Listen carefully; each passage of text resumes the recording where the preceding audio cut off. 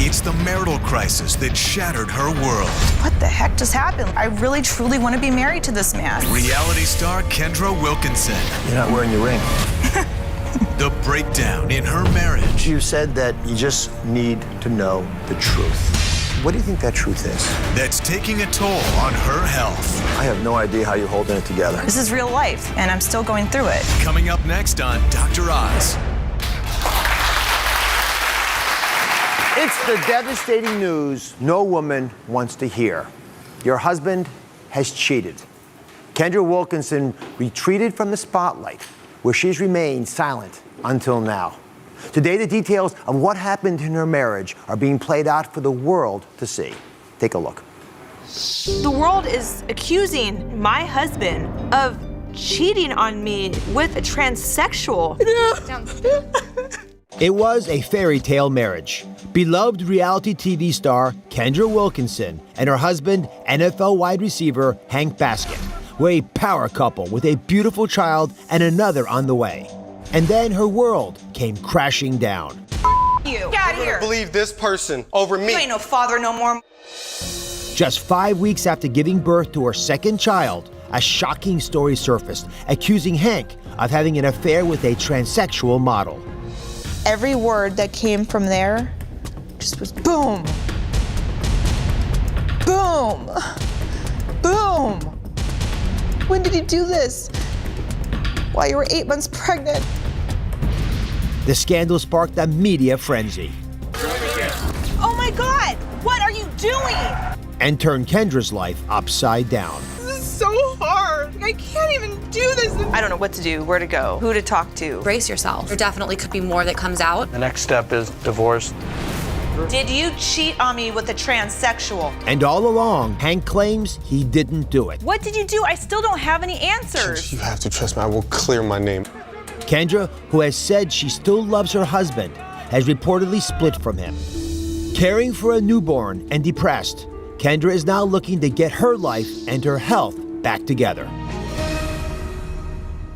Kendra Wilkinson is joining me. I have no idea how you're holding it together. I don't either. I really don't. I mean, it's been a lot, but faith keeps me going. It really does. So as a doctor, I wanted to ask about your health first. It's a lot of stress. How are you eating? I'm actually doing really good, and that's what's keeping me stable is, focusing on my health and mental health and all together, Are you able to sleep? Initially, no, I did not sleep. So it's been pretty brutal. Can I quote you? This is something that you said. If you want a real look at what a real marriage looks like, this is it. What do you want people to see? I want people to see, I'm not a perfect person. We're not all perfect people. I mean, I guess I'm a celebrity, and we're in the limelight, so people look at celebrities like they're perfect, and they don't go through times like this. And you always see in the tabloids and stuff that people are so quick to divorce. All you see is divorce. Mm-hmm. But what I want people to see is like what it takes to get over something like this, because I truly want to. I truly love my husband. I got married because I want to be married to my husband, not for some show, and this is real life. This is real stuff, and I'm still going through it. Can I go back to the roots of this? And I wonder if I can start with the pregnancies themselves. Mm-hmm. I know they've been trying for you, had postpartum depression after the first pregnancy. Mm-hmm. How was it physically after the second one? After the second one, it was so easy. I had bounced, right back. I mean, includes health and a low carb diet and everything, but it really, walking around the block every night and really having the energy really helped a lot. Your fame, your persona, maybe even your self-worth is based around this image of who you are, your appearance. Mm-hmm.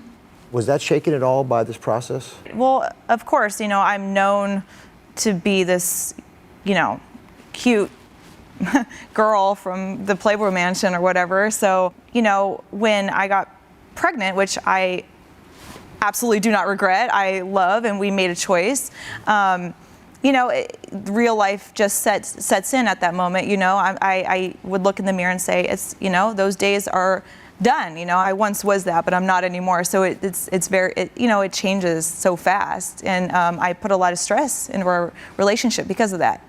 Did you not think he'd find you sexy anymore?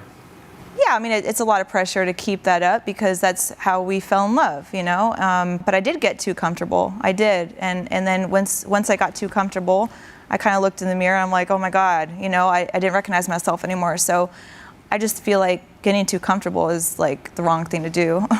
So Hank has adamantly denied the allegations. He's not living with you anymore in the same house. Yeah, I mean, he's there, but we have an apartment just in case. You said that you just need to know the truth. What do you think that truth is? He is denying it. And, obviously no more came out, like as you saw in the clip, like the people around me were warning me. I think they were pretty much saying, like Tiger Woods, there's gonna be a lot more coming out. And I just couldn't handle that. It was just so much stress at that time. I was like bracing myself, but nothing more came out. And then as time goes on, you start to really remember and figure out like I started to figure out who I really married. Like, could this have been a mistake? Could this have been like, was he set up? I mean, there's so many questions. I mean, the question of him being set up is not even being talked about. But he's denying it. The rumors are being denied. Can I talk to you a second? Mm-hmm. I'm just going to share some advice from you. Again, I'm not Hank's doctor, but I can offer you some doctoring commentary. Oh, okay. Right. Women always find a way of blaming themselves in a situation. And it has always been my opinion that when a man, whether he cheated or not, but if he did cheat, when that happens, it's usually a reflection of their own insecurity. Mm-hmm. They don't think they're worthy of you. Mm-hmm. And then they start to destroy this beautiful, blissful event being in your life. Right. Because they can't believe it's really there. Mm-hmm. And so it's not supposed to be there, so let's crack it and break it and get rid of it and move on to the craziness that was supposed to happen to me. And I ask you that because that's probably going to be in the middle of all this, part of that equation in your brain. Mm-hmm. That's why I really appreciate your being so honest about how you saw yourself changing. Right. And its core is also going to come down to whether you're willing to forgive Hank. I don't know anymore. I don't know what to believe anymore because my husband's denying it. And I mean, who am I just to believe this stranger this homewrecker? I can't just sit here and, just believe this stranger that just wanted to homewreck a family. I don't believe half the things, the claims, I now sit here and say half those claims are BS because I've done a lot of my own research. And it's, I just want to say that, we're so quick, to believe rumors, Please think about what you're believing, It's hard. I also have to do the same thing, I have to, I have a lot of figuring out to do still. It's only been a couple months, and I take you on, with my show, I take you on the journey of these emotions, and, and Hank also has a side too in the show. You've cried all the tears you can cry. I have. There's no more. I don't have any more. What do you want for you? What's Kendra need for herself? I actually went through everything after this all happened. Hank went to New Mexico for a little bit. I believed that he, at that moment, I believed that he cheated on me. I believed that he just ran away and walked away like my dad did to me in my life. So I just instantly said to myself, okay, I got to make quick decisions. So I made these quick, crazy decisions. I started, I went out one night with my friends. I'm like, I'm single now. I'm single because I didn't have my rings anymore. And I'm like, I'm ready. I thought I was ready. And then I just found myself in there just sitting back and saying, what the heck just happened? I really, truly want to be married to this man. I don't want to give up. I really don't. He's worth it. He's an amazing person that's being painted like a monster. And, you know, it just sucks that an amazing guy is like being looked at like this from even me, you know?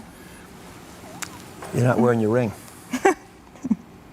So what's going to take to put the ring back on? A lot of work, a lot. He's in therapy right now, and you don't see his side of therapy on my show because it's, you know, very intimate, and you know he's trying right now. He's really trying to get to a place where he can really, you know, figure himself out and know what he truly wants in his life. While Hank works that out, you got to stay on top of you. Yeah. Eating, sleeping, breathing. To do the things that are important to keep you who you are, and Right. to take care of those precious kids you brought into this existence. Right. To let that bond, the most powerful one you'll ever be able to create, stay strong. Right. Like I'm trying to be as healthy as I can for my kids and for myself. Yeah. Well, bless you. Thank you. Lots happening to Kendra. You can be sure to catch her on Kendra on Top. It's airing Fridays at 9 p.m. on WE TV. I'll be right back.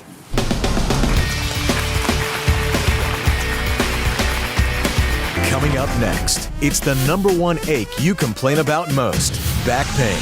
Simple, easy steps to treat and relieve your discomfort. And you can do it right at home. Get yourself back in control. Next.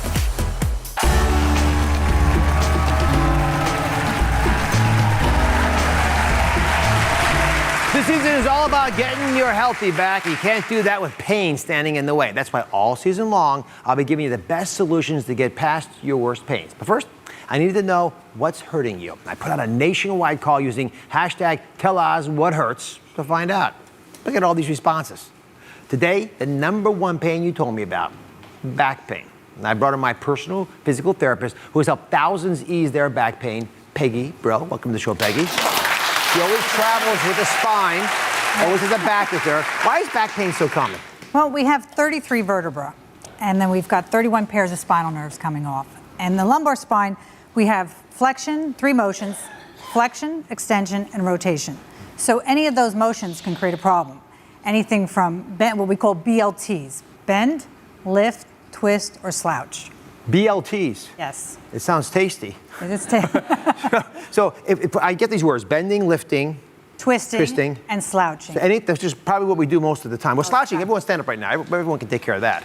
Now, you said there are 3 different ways to take care of these pains. So let's break it up a little bit. These are all easy. They're all free. You can all do them at home with any difficulty. The first is a sudden back pain. It's almost like you do something and gets you. So define it if you don't mind, and then let's talk about how to treat it. Well, acute back pain is something that happens all of a sudden. You go to move, go to do something, your back tenses up. It's not chronic. It shouldn't last longer than 72 hours. We know if we treat this properly right away, the pain should dissipate in 72 hours. All right, Nirmala is joining us. And she apparently has a little bit of back pain. How are you, Nirmala? I'm fine, thank you. So what happened? When was the last time you had this back pain? Well, I'm a babysitter for the past 9 years. Congratulations. And thank you. And all my kids, they're under the age of 7. So it's like chasing them and like lifting and like going crazy. And like my back pains, it's just killing me. Peggy, take it away. What do you do? Okay, so the first thing you want to do when all of a sudden you get a back pain is lie down, okay? On your stomach with a pillow under your belly, especially if you're like, you go to get up and you're locked up. You're going to need the pillow. So let's get down there. Okay. This is called the pillow press, is that right? Yes, and you put that under your belly, and you just prop yourself up on your elbows. Like a sphinx. Yes. And if you can do that, you hold it about 10 seconds to a minute. Okay. And if it starts to feel like you're getting pressure or pain in your back, then you want to go down. Just take a break, take a deep breath in, and then try to come up again and see if that really starts to relieve you. You're looking for the green light effect where your pain starts to diminish. Then from this position, you go into what's called a press up, where you put your hands right by your shoulders, and then you just press up on your arms. But you're basically creating like a pump in your back. Nirmala, you keep going. You got work to do. Oh, yeah. Let's get to the next pain a lot of folks complained about to me, which is pain every morning when you get up. Dawn is here. How are you, Dawn? Hi. Thanks for being here. So describe this discomfort you're having. Well, every morning I'm afraid to move. I wake up and I have a constant dull ache in my lower back. Peggy, happens a lot. What's going on? This is the chronic back pain. This is, people going, oh, I'm getting older, I'm getting this. It really comes from two things: lack of movement or not enough muscular strength to stabilize your spine. So one of the things I like to do is make it simple. Before you even get out of bed in the morning, get your abdominals activated. And we want to do that with what we call Join Peggy back there. belly blast. She's intense when she does this. Okay. Okay, so you're gonna come lie down on your back, okay? And you're going to lift up both legs, and then you're gonna bring your left leg up, and you're gonna take your opposite arm, your right arm, and push against your knee and pull it in at the same time. This is an isometric contraction for your abdominals. You should have no movement in your spine. This is how we start to restore stability. Then you're gonna switch and do the other side. It's the opposite hands to keep And the opposite hand helps get those oblique abdominal muscles kicked in. Dawn, could you do that in the morning before you get out of bed? I absolutely will do this every morning. Relax back there. Take it easy. Practice first. Fine, the back pain that a lot of folks have, which ones that last for more than 2 weeks. Farah's here. How are you? How are you? So describe your back pain. How often does it last? Oh my God, I have back pain like every single day. Matter of fact, Dr. Oz, I have back pain like it's just, sometimes you can't even handle it. I was born with back pain. Yeah, a lot of us feel like that. No matter what you're doing, there's always a little bit of aching in there. Peggy, what causes the back pain that lasts for weeks? Well, this is like somebody gets an injury in their back, and they've gone on their belly, and they've done the press-ups, and they've restored that normal motion of extension, so they're not so bad sit to stand. But if they're standing, let's say their back gets achy, they need to restore the flexion portion of their spine. And we do that with doing knees to chest. All right, so on our backs again. Show us how to do it. And if you notice, all the exercises we're doing are on your back because we want to eliminate gravity, because gravity is a compressive force of the spine. So when you're lying down doing these exercises, it takes the pressure off the vertebra and the spinal nerves that come through. Okay. All right, so you're going to start on your back. You can bend up your legs and then pull the left knee in towards your chest and really get that press down. Trying to keep the head flat, tuck the chin a little bit, and hold that for about 3 seconds and then let that release. And then do the other side, holding it 3 to 6 seconds, and then let that release. And then we're going to do both legs.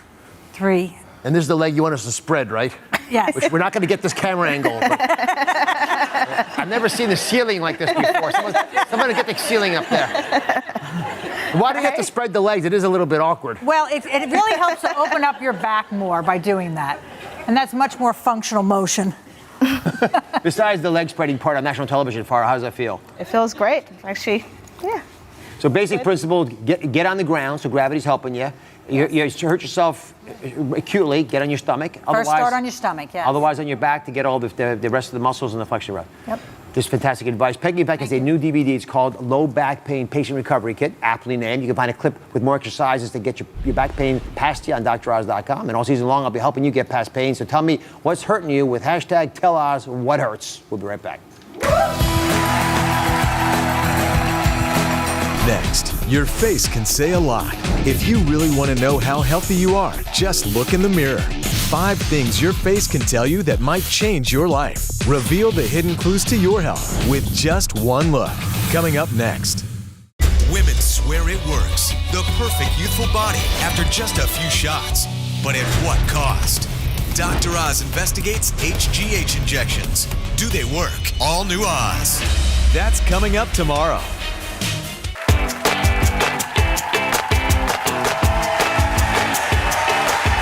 If you really want to know how healthy you are, just look in the mirror. And today I'm going to tell you 5 things your face says about your health to help you stop certain health issues in their tracks. So, as an example, look at this face before I change it.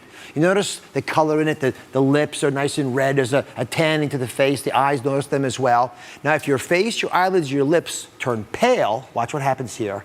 They lose, like the color's flowing out of them. That could be a sign of anemia. And iron deficiency is one of the most common causes. It's brought on by a heavy menstrual cycle or a poor diet. Simple fix, meat and dark leafy green vegetables. They can help. They're probably good for you anyway in the right amounts because they have lots of iron in them. You can put that color back up. So that's sort of an example of what I'm talking about. That's the first one. Now let's go to Regina. She's got a couple more we're going to talk about. How are you, Regina? I'm fantastic. How are you doing, Dr. Oz? Very well. So when you look in the mirror, other than putting on makeup, do you notice things about yourself or that never really happens? Do I notice things about myself? My goodness, sometimes I'm afraid to get too close to the mirror because I'm afraid I may fall into something that's surfacing or getting deeper. And well, be looking for blemishes, be looking for wrinkles, but I'm talking about health issues here that are really important. So I'm going to walk you through a couple that are important for everyone to understand. So the eyes, they are literally the window into our bodies. telling us what's happening. So I want you to do something for me. I want you to pretend that you're at a time in your life when you have a big bag. Maybe you went out too late at night. Maybe you didn't eat the right things, and put that bag under that eye over there and show me what it would look like. Oh my. Yeah, we've all had those bags, haven't we? Jeez. Right. So, does this mean you haven't slept enough? That is one reason that it happens, and it actually, when you don't sleep, changes your hormones, but it could be a sign of something else as well. In fact, it's usually a sign of something else. So if you get up some days and you have big bags, you gotta think, why is it that the blood vessels under my eyes are dilating up and leaking out fluid, causing this swelling to happen? Classic things that do it are too much salt in your diet, and the other big one are allergies. So it could happen because, for example, pollen got in your eyes. So wearing big sunglasses, you look cool too, but it keeps the pollen out. It could be your pillows have stuff in them that's messing with you. It could be you took too much salt. You never want to have more than 2,300 milligrams of salt a day. All these are clues. Those are problems independent of the bags, but the bags are giving you in. Okay. That's one. Next one. Something that most people have never heard of called a xanthoma. Have you heard of that? I have not. Take this little wad of fatty plaque and put it right up here somewhere. All right? These are called xanthomas. They are these little growths that happen around your eyes. Gotta fix your lashes. Well, you're very kind for doing that. I appreciate it. Now, this is seen in people who have high cholesterol. I'll tell you right now, when you go home tonight, look around your family. If you're at work, look at your coworkers. Let me show you a picture of what this looks like in a real person. These are fatty deposits. See that little fat there? Now that I mention it to you, you'll notice it happens on the eyelid, it happens below the eye. They're not in themselves a problem, although people notice them, but you know what they tell me? Tell me your cholesterol's high. All right, that's the eyes. Come on over to the lips. Oh, lots of lessons for health here. So, in general, when we have dried and cracked lips, does that ever happen to you? It does, especially this time of year. Grab that little blemish back there. Now, if you get these little cracks, like you're just putting on there now, like here? These are, they're very, very common. Oh, I see. A little bit of a blemish like that or a crack on the side of the lip, that's a sign you may be vitamin B deficient, which is super common. So eggs, leafy greens, vegetables, nuts, those kinds of things have B vitamins naturally in them. And this, again, don't think of this as a unsightly change in your lips. Think of it as a clue that something's going down that you got to know about. All right, last tip. Are you ready? Yes. Come on back to the big board. All right. Now, this is about eyebrows. I don't know if you've noticed this yet, but everyone think about this in their own mind. Have you noticed a change in your eyebrows? Have I ever? Oh my goodness. I keep looking in the magazines. I see this, I have this like eyebrow envy that has overcome me. There should be a hotline. So basically the look that I'm about to project, if you don't help me, would be? Is the half of the eyebrow look. Because they're thinning. Yeah, can I just look here? Yeah, they are thinning a bit on the side. Let me put it up in this animation. Okay. Look at that eyebrow. Let's get rid of the outer half of that eyebrow. Just get rid of it. There I am. All right, that's you. All right, when you have brittle, sort of thinning eyebrow hairs, that's often a sign of thyroid issues. And here's the big clue. From the angle of the eye, take a pencil or a finger, from the angle of the eye, go straight up. If the eyebrow is shorter than the outside of the eye, that's one of the biggest clues we have as doctors that you have a hormone problem, specifically thyroid. There are frankly lots of things you can do without even taking medications. Okay. Thanks for being here. Lots of clues to your health can be found in your face. Check them out on DrOz.com. I'll be right back. Next, everyone dreads the public restroom. Can they make you sick? When it comes to spreading germs, what you're sitting on may not be the culprit. The truth about what's lurking in public bathrooms. What you can do to stay clean and rest easy. Next. We are bringing healthy back this season and want you to bring it too. Grab your prescription pad for fun and sign up for free tickets today. You can go to DrOz.com/tickets and sign up.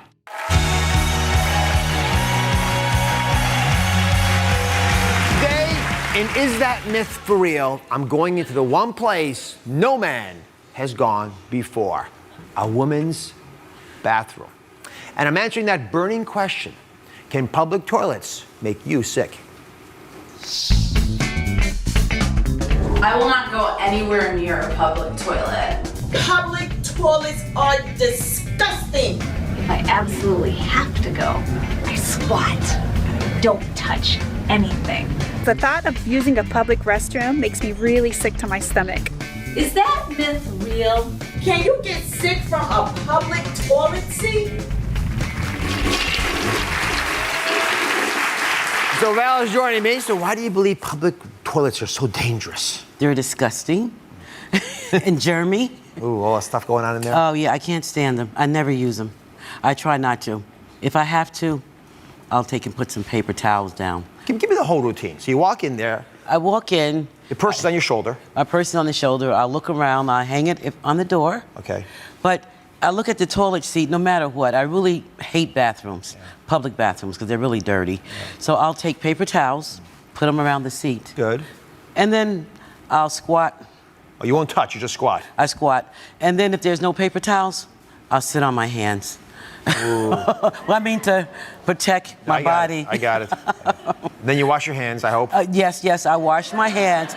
And then sometimes I'll take my foot and kick the thing to flush so I don't have to touch it. So the question is, how many of these are smart things to do? How many of them are a waste of time? And are there other things you're not doing that could really be tricking you up? So to break down this myth, I have done something for the first time. I have brought a public bathroom right here on the set. I built it just for you, Val. Okay. All right, so here's what we're gonna do. I've got a couple stickers here. These are germ stickers. Okay. So I'm gonna ask you to take these and put them on the 5 places that you think are the germiest in the bathroom. Okay. Okay, the audience may shout out. You're welcome to take their advice. You don't have to. Okay. And I'm going to give you only 20 seconds because you're so good at this. You know these bathrooms. You should be able to. I can't stand dirty bathrooms. Don't forget all this area here, the sink, the entrance, and of course, don't forget inside. Okie dokie. The toilets. Are you ready? Yes. 20 seconds on the clock. 20 seconds. Ready, audience? Yeah. Take it away. Go. Go. Sink. Oh no, right here.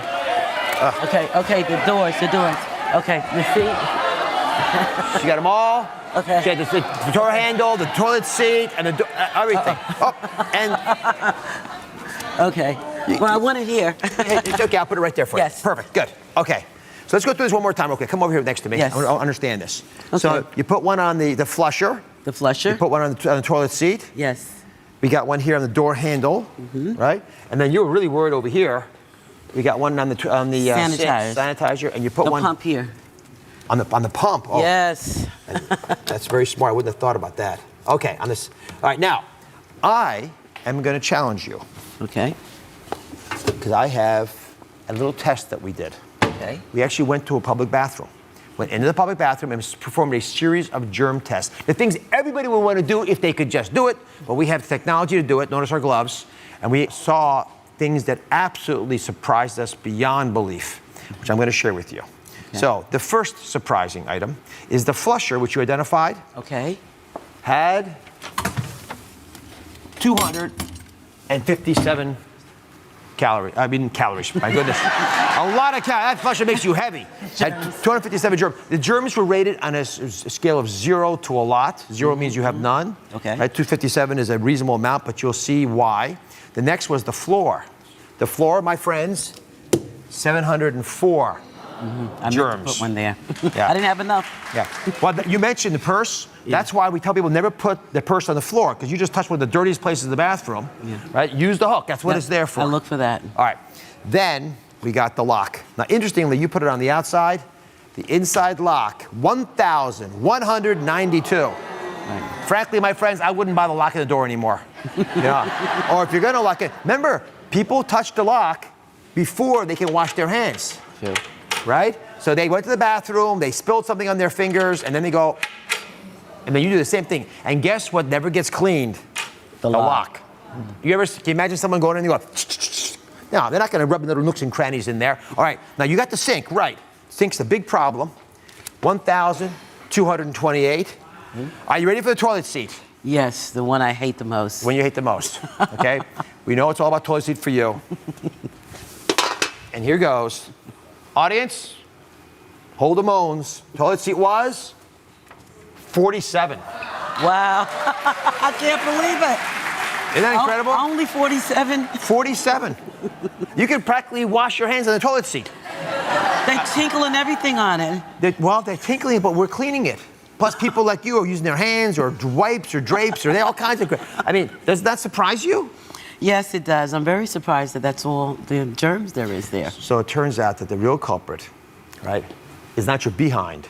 The floor? It's your hands. Oh, my hands. All the things. Look, the floor is not bad compared to the lock over here. So I had my team extensively research this because we have talked about this a lot. People all over America worry about that toilet seat. We couldn't find a single example, not one example, of someone getting an infection from a toilet seat. Because the toilet seat's not very hospitable to germs. There's not much on there to grow. There's no nooks and crannies like you have here. You know, and no matter what happens, the toilet seat gets cleaned all the time. So, my friends, this myth is busted. The myth is gone. All right? Have I alleviated your fears today? Yes, you have. And you are very kind to join me on this voyage. To see more health myths busted, you can go to DrOz.com. If you want to find out more about these myths and see if they're for real, you can ask me using hashtag OzMyths, and I'll be right back.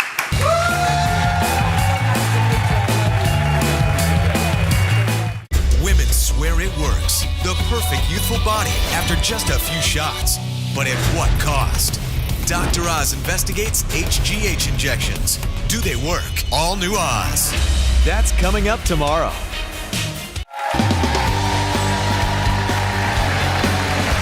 This season is all about bringing healthy back. So I've asked you to send in your ways that you're improving your health in hopes of inspiring others. Now, my favorite this week was this photo that Sherry sent us. Now, she says exercise, eating right, and a lot of hard work help transform her body from this on the left to what you see on the right. That's pretty cool, isn't it? My Facebook followers are rooting for her, so am I. Congratulations, Sherry. You look wonderful. Now it's time for In Case You Missed It. We looked at whether you can get sick from a public toilet. So I built my own toilets here, and I had my team actually go out and research extensively. We could not find a single report of disease spread from the toilet seat, which everyone thinks is dirty, but frankly isn't a big problem out there. Experts say it's extremely unlikely to happen. Most of the bugs that are on those hard surfaces, and toilet seats are hard, they don't transmit through the skin. So the truth is, the real culprit when it comes to spreading your germs actually are your hands, not your bottom. Now, lots more germs, for example, on this little lock here that no one ever can wash their hands before they can open or close, and on the sink itself. In fact, these little knobs over here, the on-off, they're a big problem. Sounds simple, but the best way to avoid getting sick is to wash your hands. And again, 20 seconds is the right amount of time. And after 20 seconds, you don't turn off the sink because you're just getting the germs back again. Get a towel, dry your hands, turn the sink off, use that same towel as you walk out of the bathroom. Little tip that I always use myself will come in handy. Okay, we also wanted to see what your face says about your health. And there are a couple of things you all complain about. Because in fairness, the eyes literally are a window of what's going on inside your body. So when I hear these complaints, I take them personally. You should too. The puffiness under your eye is a good example. You're supposed to be nice and flat like this. But if you look at the puffiness in this model over here, you'll see what a lot of you would normally say is a sign of lack of sleep. But chronic allergies and a high sodium diet can actually cause this puffiness, which again, you elegantly want to avoid by, for example, wearing sunglasses, which will keep pollen out so you don't get the allergies. And you want to limit the sodium that you get in a day to 2,300 milligrams for a lot of reasons, including puffiness under your eyes. Something else your eyes can show you about your health are yellow plaques. They're called xanthomas. Look at this picture. See that soft bump on the upper eyelid? Wherever they are, if you see this, it's often seen in people who have high cholesterol. You got to make sure you have your cholesterol checked and limit your saturated fats. Finally, let me close with a warning. Please be careful about what you buy online, especially weight loss pills. There's some dubious people online that prey on folks like you who are trying to do the right thing for your health. Sometimes they even make it seem like I'm endorsing their products, but I don't. To see a full list of our trusted sponsorship partners, go to DrOz.com. I'll see you next time.